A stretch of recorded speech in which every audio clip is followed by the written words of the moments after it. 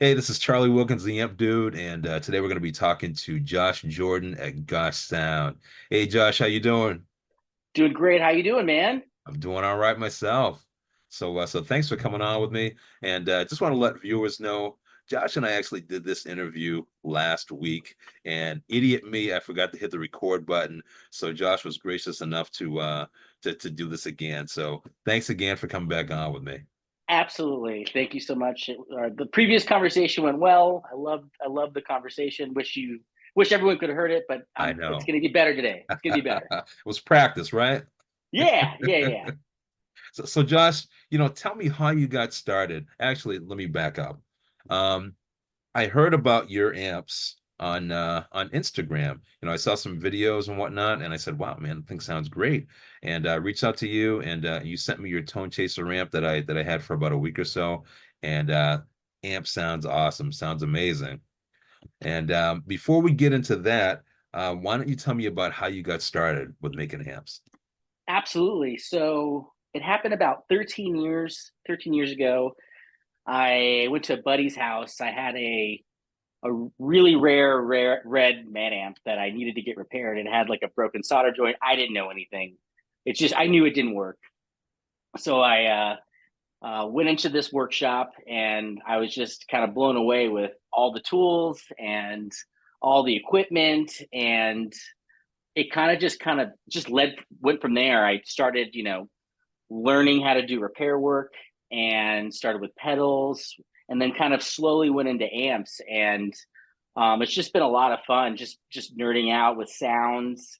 And yeah, I think it was just the idea that I could do it myself, like, kind of blew me away. Like, I could do this, I can fix things, I can make changes to a circuit and it does something. It's like it just kind of really was it was a really awesome experience, just kind of learning how to do repair work and then actually fixing something and just like getting my hands dirty. So yeah, just that first that I had a broken amp and it just kind of led into this. That's awesome. So did you have somebody that showed you the ropes, or did you have a mentor, or Yeah. what was So it? my buddy Tyler at Acorn Amps, he kind of showed me the ropes, kind of walked me through how everything worked, and just kind of learned how to do repair work. And yeah, it's just kind of grew from there. Got it. So did you have an electronics background at all? At the time, no. I mean, I'd put together computers, I've taken things apart and fixed them, but like I never thought I would ever work on amps at that time. I just I loved tinkering with things, and it just kind of worked out where I had something that was broken, and it's kind of blew my mind that you could open it up and actually work on it. Yeah, Yeah. very, very cool. So how did you end up, sort of going off on your own and kind of doing your own thing? So I eventually just kind of I actually lived in Georgia for a year. I lived in Decatur. Ah, But Decatur, yeah. I moved to Atlanta and worked with Tyler to help get his shop up and going. And I ended up getting a job with Apple and ended up leaving the area. So um, yeah, I ended up moving back to Gainesville and just always doing repair work on the side for friends. And just I slowly kind of got into the idea of like, whoa, I could maybe make, you know, maybe my own model, and it just kind of spawned from there. Yeah. Cool, cool. So tell me about your Tone Chaser amp. Yeah, it's basically, in my opinion, what a 800 kind of would evolve to over time if Marshall they JCM if 800. yes, Yep. correct. Yep. So just I I really wanted something for me, and something that would work, was versatile. Going out and playing with people, I found myself needing different sounds, and I just wasn't able to kind of accomplish that um, on the fly. I mean, you could use pedals, but I usually would play something that was pretty high gain. But I really wanted something that was traditional and had that Marshall sound. So it just kind of spawned from just kind of needing something that was a little bit more versatile, so I could kind of go heavy to kind of more classic sounds just on the fly. Um, yeah. So what was the trial and error process like? I mean, how long did it take? Was it a couple of months, couple of years? it took, so my first amp that I actually put together like model wise was with my buddy Chris from Hot Water Music. We worked on a 50 watt 2204, which eventually became the Problem Solver. But that was actually my first like, you know, trial at like actually making something and making it sound really, really good, in my opinion. And From there, kind of, got the idea like, well, what if I could build something for myself? So Yeah, that's kind of how that kind of spawned, just a updated JCM 800 with all the things that I kind of wanted out of it. Better tone controls, more versatile master, a lot more low end on tap. But then again, keeping it really simple, like not a lot of controls, just how do I get this to a place where I could, put all the dials at noon and just plug in and go and just yeah, adjust it, you know, where I needed it. It does. It took a while. I think it took, to get back to your question, it took about, I think, 5 or 6 years to kind of get it right. wow, Yeah, yeah. And also working another job while doing this, so right, I, right, I wasn't like sitting staring at the amp all that time. But just process of also once I got it done, sending it to friends on tour, making sure it could survive, and making sure it sounded right live, in yeah. different settings. So I wouldn't say all the time was building. It was a lot of Q&A, not with my ears and friends' ears. Right, right. So you're getting so you're sending it out to people and getting feedback and making tweaks, et cetera, et Yeah, cetera. yeah. So did you actually use a JCM 800 chassis and then just sort of modify it there, or did you sort of build from No, scratch? I built it from scratch. I built the whole thing from scratch. This is actually the first one. I think that's the one I sent you. Oh, got it. And yeah, yeah, I built from scratch. I mean, it's not perfect inside. It doesn't look immaculate, only because of just so many the amount of changes. I mean, there's an extra hole for a preamp tube. At one point I thought maybe I should add an extra, gain stage, and it just ended up not sounding right. So yeah, just a lot of trial and error, and really using not only my ears but friends' ears to kind of tune it right. Yeah. Got it. So when I got the amp, the first thing that I noticed about it is that it's just crazy, crazy heavy. So I knew that there was some hardcore transformers in this thing. And that was a great sign at first. I said, wow, I bet it's gonna sound good. So the heavy, heavy amp. And then after I plugged in, I realized that the tone controls are ultra, ultra responsive. And that kind of blew me away. Anybody that's plugged into, a JCM 800 knows that you're not going to get too much of those tone controls. I mean, turn the bass down and crank up everything else. You might get to where you need to be, but they're not that responsive. So just, with the EQ alone, you can get a wide variety of tones and feels out of that amplifier. Yeah, yeah. I thank you for the kind words. Yeah, Yeah, it took a long time to get that right, to make it so that the controls were actually interactive and made sense. Like you said, I often would have to roll the presence down or treble down, and the bass maybe a little up to get it right. I'll Like for just like yeah, like I yeah. have a 74 plexi, and I've got a 78 JMP here, and I kind of sometimes end up having to do that. And just I basically wanted to modernize the 800, but keep it, the JCM 800. I wanted to keep it the roots of a Marshall, but just what if they just kind of took it a step further and kind of refined that era of amp? Yeah. So did you use, sort of the blueprint from another amp for the EQ stack, or how did you? It was just trial No, and no, error. I just trial and error, and then also with a lot of gain, a lot of noise. So I ended up, that also was a feat to kind of that was a huge challenge to be able to switch between those gain structures and get it to sound quiet. You Yeah. often you Oh, yeah. get a lot of high gain amps, you mod them, you use shielded wire, but like there are still these sounds that plague kind of the circuit, just inherent to that gain. So having to like figure out, okay, well, what do I need to do to kind of, I like what it's doing, but it just doesn't work. So Right. just a lot of that trial and error to kind of really refine it and make it right.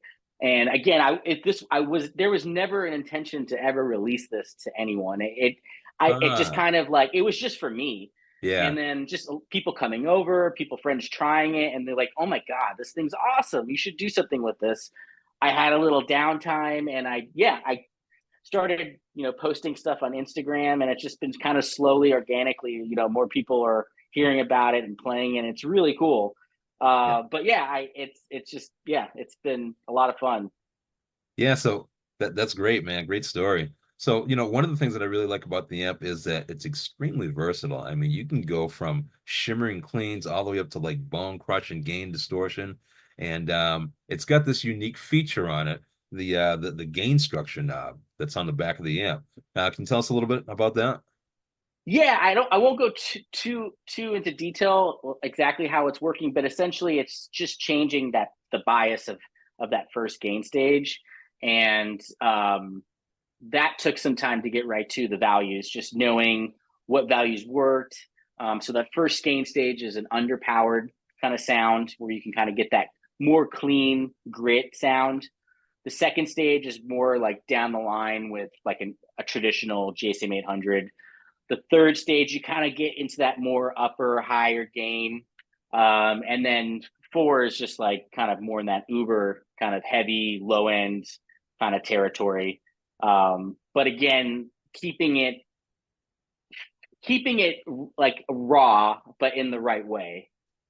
Absolutely, and that's one of the things that I noticed about your amp. I've played a whole bunch of different, Marshall type of amplifiers, and they all sound great. But with a lot of them, it gets, too saturated, too compressed in the mids and everything. Yours has tons of gain, but it still sounds like a proper Marshall. It Right. still has that presence. It's still open. It doesn't get all mushy and everything, and it kicks you in the chest like a real Marshall does. So I was really, really surprised at that. I haven't heard that in many other, modern Marshall type of amplifiers. Thank you. That's awesome. Yeah, again, that took a lot of time to get right. I've heard a couple people, not everyone thinks this, but it has almost like a cocked wah sound, a hair of that. And I, it's kind of like I figured out how to kind of get rid of that, but I kind of like it. I ended up just really liking it because it made it's kind of its own voice, and that it kind of it has that thing. I feel Yeah. like, yeah. Yeah, I mean, I kind of like that about it. And you know, whenever I play an amp like that, I say to myself, okay, how much sing does it have? That's the terminology that I use. How much does it sing? And your amp sings, but it doesn't sing too much. There's some amps that have too much of the cock wah, but yours has just the right Mhm. amount. So it's got just the right amount of sing. It's So there. Yeah, I like that. Sing. I've never heard anyone describe it that. Yeah, sing. yeah, It's got just enough where it's like you think it's there, it might be there, but it's just enough where it's like, okay, this is fine. I don't if I don't think about it, it's not there. But like it's right at that cusp. Yeah. got it. So are there any other unique features about the tone chaser? I have the bias test ports. I'm using Yeah. Mercury Magnetics. They've been awesome. I've tried a lot of different transformers. That was also a lot of fun doing, just really hearing the difference. Well, Changing the output transformers with different brands. You can actually like it's that you're it's you can actually hear it like as you change those transformers. So getting the right transformers. I would say tubes are hard to get right. I've kind of yeah. over the years, I've kind of just stuck with the JJs, but I've been playing around with some other stuff now. It's just tubes just haven't been super consistent. I've been getting a lot of noisy tubes recently, Yeah. so just fighting that battle. But yeah, I feel like it's just got a really good EQ. You've got your gain structure switch. And again, I really just wanted to keep it simple. I could have added a ton of switches. The original problem solver when we were building this, I had at least I think 15 switches on this Yeah. amp just to Oh like wow. Yeah. just to try different things and different values and then taking notes like okay, well what do I like about this? What do Yeah. I what is this adding too many highs? Is it the Yeah. mids? Where's that? What's that? How's that shaping the sound? So just like I think this one's got a zillion holes in it too. Um, You can't see them. The faceplate's been replaced, but like Right, right. this one's been through it. Yeah, I love the fact that the control panel is pretty simple and it's very intuitive. You don't need an owner's manual or anything to figure it out. And then along with the responsive EQ and the gain structure knob, like I was saying before, you can get such a wide variety of tones. I mean, it's just amazing. And I'm a Les Paul guy, and Same I like here. to, yeah, yeah. Yeah. So I like to go back and forth between all the different pickup configurations and volume knobs and tone knobs Hmm. and whatnot. So if you get a guitar like that, man, just it's endless. It's right there. I love the custom bucker. That's typically what I use to test. I end up wax potting them because they're just they when you're getting really high gain, they get a Yeah. little microphonic or ring. But yeah, I love the custom bucker. And then I usually also test with this white 73 Marshall cab Uh, with graybacks. That's like my main cab that I test with. I was just going to ask that. So, do you design your amplifiers around a particular speaker or? Yeah, typically it's a greenback, but I love vintage cabinets. I feel like the older wood and the older speakers, they're broken in. That doping just kind of just gives. Yeah, yeah. Um, this I also really like this. This is a 74 um, orange cab. It's got the Celestion 65s in it. It's Awesome. a really dark cab. Like Yeah. if you got a bright amp, it's just like it's not bright anymore. Yeah, yeah, yeah. Yeah. But yeah, it's typically this white Marshall greenback with the greenbacks in it. That's usually what I'm testing with and what I like preferably, yeah. But I mean I like all types of speakers. It just I gravitated towards that one. I'm kind of the same way. I've got a huge stack of speakers back here, and I'm always buying new stuff and trying it out. Not really much into the vintage stuff, but I like trying out all the new stuff. And I'm amazed at how many people don't realize that the speakers make such a huge difference in your sound. Oh my It's god, crazy. it's crazy. Like, and I would say the cabinets are can really shape the sound. They from shrill to the MIDI bite to the low end, bottom low end. It's just all of the cabs have different characteristics, and They I've do. got this Delisley cabinet switcher that I love. It's awesome. I can switch the different cabinets, switch the different heads, and you can just literally hear the changes and frequencies and the shape of the sound just right just at the tip of your fingers. It's awesome. Yeah, yeah. My first tube amp was a Carvin X100B. I don't know if you're familiar with those, but I Hmm. used to get the Carvin catalogs in the mail when I was a kid and say, I want that. So at one point I bought a full half stack and everything, and I could never get a good sound out of it. And I tried all kinds of stuff with that amp, all kinds of different tweaks and pedals and different tubes and whatnot. And then one day a buddy called me up. He said, why don't you come over to my house and jam? And I've got a bunch of cabinets here, so just bring your head. So I brought my head to his house and he plugged me into this old Sun PA cabinet from like the early 70s. And I was blown away. I was like, wow, plug into a different cabinet, different speakers, and it sounds like a completely different amp. And Hmm. it was responsive, it was warm, it was smooth, it had that sing. I was kind of blown away by that. So yeah, speakers make a huge, huge difference. Really big difference. I would say my favorite, like I would say Weber also. I really like Weber stuff.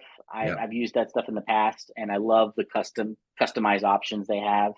I've put a couple of their speakers in some 59 deluxes I've built in the past, and they sound awesome. Um, yeah, I was just going to ask you about that. Have you done anything else other than, sort of the Marshall style amps? yeah. I've built train wrecks. I've built Oh, the wow. deluxes. I built. I was doing high watts for a while. I built like I think I built like Nice. 7 or 8 DR 103s. Um, I like that amp. It's it is very clean and very pristine sounding and has all that bottom, but it's really fun building it. It's got different layers. There's a lot of work Yeah. involved to keep it Yeah. nice and neat. I built those. I built basements. Um, built some other like I think I've built an AC30. I've built a lot of stuff. I like tone chasing, and Yeah, yeah. I love I love sound. I love trying to chase what other things are, and understanding what other people are trying to get, and just understanding what something sounds like. I think the last time we talked about one of the cabinets I really want to try still is, and I see them ever so often for sale, and I almost want to just buy it just to test it, but a high watt, old 70s high watt with those Fane fanes in it. speakers. I really just, I'm so curious. I want to know what those sound like. I still don't know, and I need to. I will at some point. I just really want to know what those sound like. Man, when you do it, let me know, man. Okay, I will. I will. I've been trying out some of the newer Fane speakers, and they sound great. I've got a an F70 speaker that I have in a 212 cabinet, and I've got it in there with another Celestion, and it sounds great. But a while ago, I tried out a Fane F25, which is sort of their Okay. take on the on a greenback, and I was blown away by that. I'm not a big fan of the newer greenbacks, the Chinese ones, but these Fane Mm-hmm. F25s, they sound fantastic. So if you get a chance, All man, right. check those out. I will. I definitely will. Anything in that world, I'm a fan of. I Yeah, love yeah. that low wattage breakup. It just it has that thing. I do like stiff speakers too. Those also have a place. They definitely do.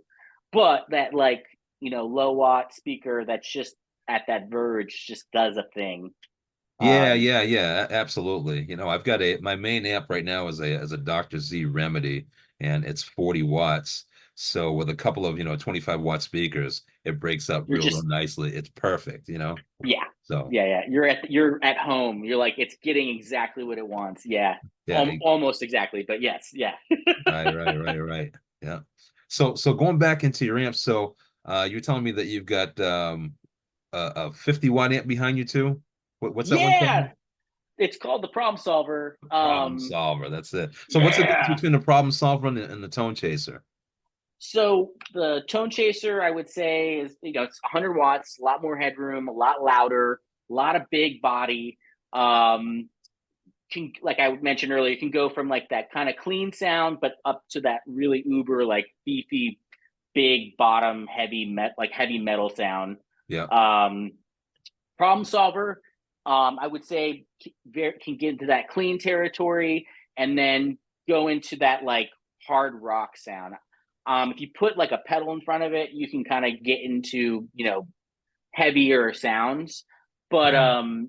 I actually we did a lot of tweaking, and we really wanted to keep it as organic sounding as possible with this circuit. I mean, Yeah.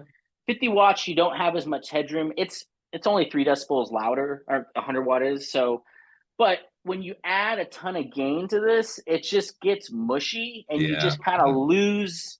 You kind of lose that thing. So I try to strike the balance of like how much gain can I get where I don't lose the thing. So that's kind of what this is. It's like how much could I push a 50 watt without you get you that point where it's just like, okay, this thing just sounds weird. So Right. like, yeah, it also has an age switch where it kind of adjusts the low end and the highs. And you can go through different eras. So 63, 66, 81, classic 2204, and then 23, which is from the Tone Chaser, kind of more low end. And then one other thing we did to it is we added a depth control to it, so you can even dial in more low end if you want. Yeah. I almost put a depth control on the Tone Chaser. I go back and forth because originally it did, but I found the sweet spot where I liked it. And maybe down the line, maybe I add it, but I kind of liked that it's just inherent, and it's one less thing to do. I just like really Right. simple. I just like simple things. So just Yeah. really wanted to keep it simple with this. So if somebody orders one, is that an option? Yeah, if someone really wanted a depth control, I can totally do that. I've made a couple of small revisions to them. I'm putting effects loops in them. I'm kind of growing. I'm kind of liking effects loops. I'm a traditionalist. I just like to like plug in. I really don't use pedals. I just Yeah. go into the amp and I play. Yeah. That's great. And the last couple amps I've built, people have wanted effects loops, and I don't use them. So Yeah. I started dialing them in and using like this. I have a Strymon timeline that I wanted to try. I had it, and it sounds awesome through the effects loop. It sounds so cool. And to get the delay without the extra noise, it's amazing. I'm Yeah. kind of Yeah. getting turned around about effects loops. I for a while I was like I poo pooed on them, and like they're awesome. I think they're really cool. Man, I'm exactly the same way. Exactly. Don't like effects loops, and I don't like them. Typically, don't like them because they sound like crap. I never really Yeah, played, yeah. a really good effects loop, but not really into those. And I've got tons and tons and tons of pedals. I hardly ever use them though. Plug straight in, and that's what I do most of the time. Hmm. If I'm playing a real low volume and I want to get, a little bit more gain, maybe I'll step on something, maybe, a little boost pedal or something like that. But otherwise, just plug straight into the amp and just crank it up. If it's a good amp, Yeah. crank it up and it's going to give you everything that you want.